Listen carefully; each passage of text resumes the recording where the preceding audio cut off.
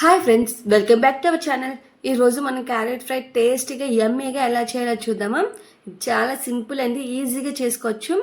ముందుగా మనం క్యారెట్ని చిన్న చిన్న ముక్కలుగా కట్ చేసి వాటర్లో వేసుకో. తర్వాత స్టవ్ మీద ప్యాన్ పెట్టుకొని ఒక 3 to 4 టేబుల్ స్పూన్ ఆయిల్ అనేది వేసుకోండి.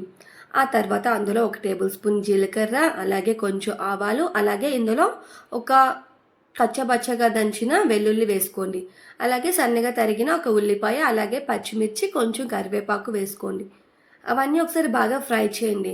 ఇందులో ఖచ్చితంగా వేయాల్సింది వెల్లుల్లిపాయ, దాని టేస్ట్ చాలా బాగుంటుంది. అవన్నీ ఫ్రై అయిన తర్వాత ఆల్రెడీ మనం కట్ చేసుకున్న కడిగి పెట్టిన క్యారెట్ ముక్కలు కూడా అందులో వేసి ఒకసారి బాగా ఫ్రై చేయండి. మూత పెట్టుకొని సిమ్లో ఒక 5 మినిట్స్ పాటు బాగా ఫ్రై చేయండి.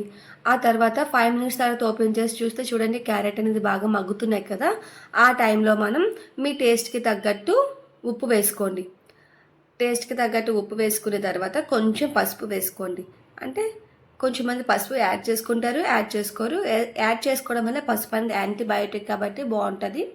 సో అదంతా ఒకసారి బాగా ఫ్రై చేయండి. ఇలా బాగా ఫ్రై చేసి ఒక సిమ్లో మాత్రమే ఫ్రై చేయండి, ఎందుకంటే మాడిపోకుండా ఉంటాయి, మెత్తబడతాయి సిమ్లో ఫ్రై చేయడం వల్ల. క్యారెట్ అనేది 80% ఫ్రై అయిన తర్వాత అందులో ఒక సన్నగా కట్ చేసుకున్న టమాటో వేసుకొని ఒకసారి బాగా కలిపి మళ్ళీ ఫ్రై చేయండి. టమాటో వేసిన తర్వాత క్యారెట్ అనేది బేగా మగ్గదు, సో టమాటా మగ్గేంత వరకు ఉంచుకోండి.